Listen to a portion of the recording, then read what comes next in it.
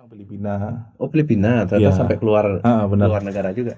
Itu sih pengalaman pertama yang memang yang saya jualnya. Saya jualnya itu seharga 37 juta. Oh, untuk satu Satu ekor. ekor anak itu betina, dia orang Wow. Filipina yang ambil. Hmm. Terus yang kedua saya masih apa?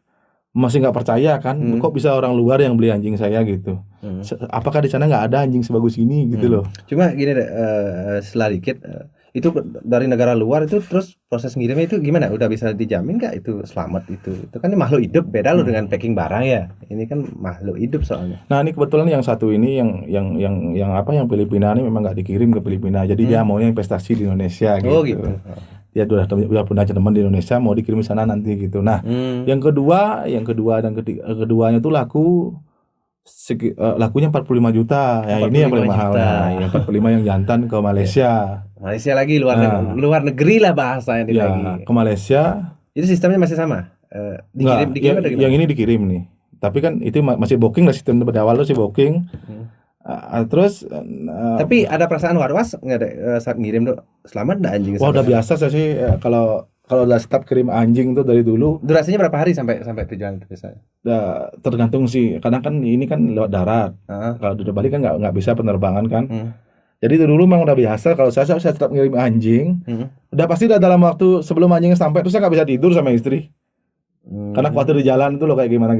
Mungkin ada ekspedisi khusus untuk Iya ada. Saya belum punya teman dekat, udah kayak saudara sih yang punya ekspedisi. Jadi dia saya tak percayain memang. Jadi anjingnya dijemput di rumah, berangkat misalnya ke Jakarta nih.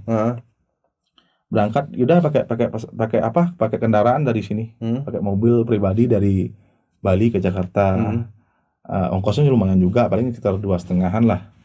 Ongkosnya 2,5. Itu untuk keluar negeri ya? Enggak, untuk ke Jakartanya 2,5. Kalau untuk ke Malaysia saya agak ekstrim sih.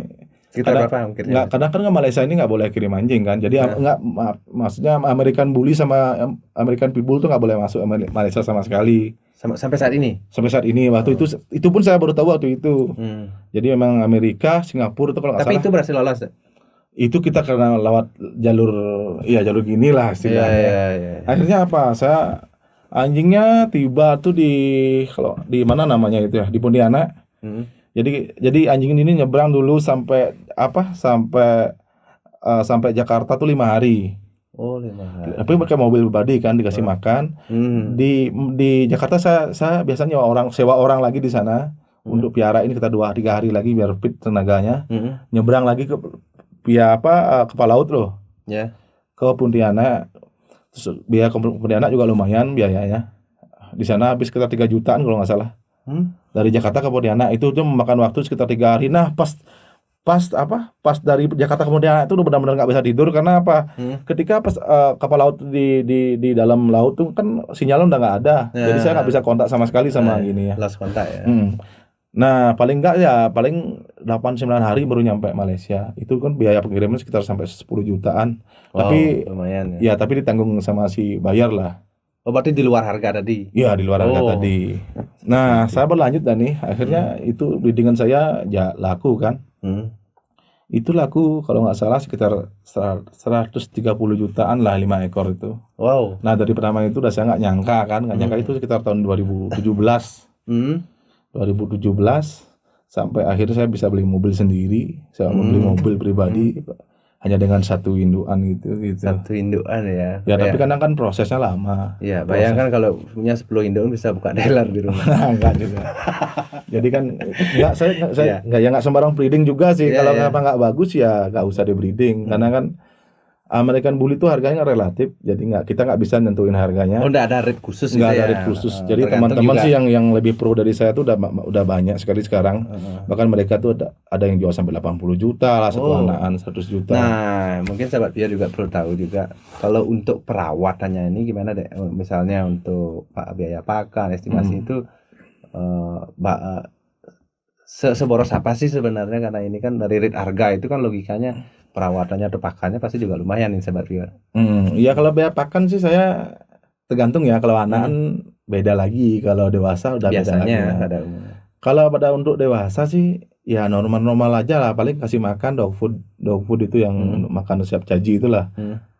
Saya pakai dog food, saya kadang tak campur sayur dikit sama daging dikit gitu aja. Paling sehari kalau udah dewasa sekali, udah badannya udah ngisi, saya sehari paling kasihnya makan sekali aja. Berarti estimasi biayanya sekitar habis biaya per ekor itu saat Ya itu? per ekor kalau untuk dewasa paling ya saya nggak sampai sih 20.000.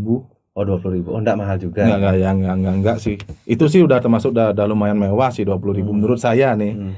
Itu kalau anak baru, kalau anak sih saya estimasi sih biaya kalau kalau saya memang indukan jantan saya bagus terus saya mau support total anaknya rata-rata sih per ekornya tuh habis 5 juta saya Per? per anakan. Misalnya dari umur 0 sampai umur 3 bulan. Oh ya ya. Jadi itu kan ada vaksinnya 2 kali, terus ada biaya potong kupingnya biar kupingnya tuh naik. Harus dipotong. Berarti semua anak itu dipotong. Iya nggak harus sih, cuma bayar sih kebanyakan maunya dipotong kupingnya. Kalau nggak dipotong kupingnya tuh aneh aja sih kelihatan karena kupingnya panjang terus turun, ya mukanya sangar aneh aja. Tapi semacam percantik ya. Sama kayak kita tuh loh, muka kita sangar terus kita dikasih apa sisiran segini itu kan aneh sekali ya, kayak gitu dah modalnya. Ya. Gitu. Tapi nah apa yang penting sih apa main hati lah istilah saya. Jadi kalau kita sih masalah makanan sih nomor 2. Yang penting anjingnya kenyamanan itu yang nomor 1. Kenyamanan ya. Jadi kalau kita udah menyayangin mereka, terus kalau misalnya anjingnya di kandang nih kita umbar, harus paling enggak ya pagi kita lepas ajak main, terus ya sore mau habis makan lepas lagi ajak main. Tapi gitu. lepasnya masih di rumah ya? Iya masih di rumah gitu. Kalau misalnya outdoor itu perlu enggak kalau diajak jalan-jalan keluar? Ya perlu tapi itu harus kontrol ya karena kan American Bully itu biasanya napasnya pendek nih. Napasnya Terus interaksi kalau misalnya sekarang ya bawa American Bully itu bawa keluar outdoor, ketemu dengan anjing lokal tuh gimana gininya? Ekspresinya ya ekspresinya itu gimana sih? Sejauh ini sih aman-aman aja sih saya piara American Bully udah ya berapa nggak ngitung lah banyak berapa. Sejauh ini aman-aman aja jadi itu yang saya suka dari karakter American Bully jadi dia benar-benar friendly ke binatang, ke manusia. Tapi kadang-kadang sih dia paling kadang ngejar ayam atau kucing lah kadang-kadang cuma nggak terlalu ekstrim dikejar terus gitu. Tapi dalam pengalaman Dek selama menggeluti developer ini pernah enggak ada anjing yang menggigit orang atau menggigit Dek sendiri atau gimana? Ada pengalaman nah itu dah saya pengen mengedukasi kayak gitu sih. Kalau saya tahu saya sih memang American Bully, Pitbull itu khususnya ya memang saya belum pernah sih dengar yang ada sampai gigit orang gitu. Cuma mereka tuh selalu diponis karena tampang mereka tuh sangar kan. Tampang mereka sangar terus tampang mereka sangar terus kadang-kadang gonggong itu artinya bukan mau gigit dia itu. Gonggong artinya mau main. Boleh di-share lah, boleh dicari di Google kalau ras anjing yang paling temperamen paling bagus itu apa? Pasti American Pitbull. Nah, cuma kalau masyarakat awam itu kan nggak udah deket lihat tampang itu udah takut. Iya itu saya maklum sih kadang-kadang banyak ke rumah sih kadang anjing saya kan udah lepas nih. Kadang di rumah tuh banyak yang bilang wah kalau anjingnya mau udah tak bilang enggak pasti tapi karena mereka tuh udah gesturnya udah kelihatan udah takut ya mau saya jelasin kayak gimana juga percuma gitu loh. Boleh tak biar udah lah ya, mau dibilang galak atau enggak cuma sejauh ini. Nah secara karakter dari tipe anjing ini bila mana sih mereka tuh menunjukkan ekspresi marah atau protektif atau membela diri? Biasanya kan logikanya mereka punya gigi loh. Pasti ada fungsinya selain makan, pasti untuk menggigit atau membela diri seperti itu. Ada enggak pengalaman seperti itu atau mungkin edukasi seperti itu? Nah di sana ada kalahnya American Bully. Tapi kalau untuk anjing penjaga sih saya rasa nggak cocok sama sekali. Karena American Bully itu kan karakternya terlalu friendly. Kalau ada orang yang benar-benar berani friendly artinya sini itu pasti langsung datang, nggak mungkin bakal gonggong. Nggak mungkin bakal gigit gitu. Kecuali nih biasanya kalau berantem aja saya di rumah saya datangin betina baru yang mau kawin ke rumah terus kondisinya kan loop kan. Nah itu saya baru agak was-was kadang-kadang nih si anjing saya yang A dan B ini kadang-kadang berantem dia rebutan. Musim birahinya rebutan mungkin. Iya makanya saya kalau saya datangin betina ke rumah ada yang betina kadang ada kan yang sewa bejantan di rumah kadang sewa nih. Saya biasanya tak masukin satu. Misalnya mau kawin sama si A nih, si B ini tak masukin. Tadi biar si A aja dah yang gini. Kawin sama si A gitu. Tapi kalau dilihatin histeris enggak si B-nya ini? Jelas ada perasaan. Iya pastinya.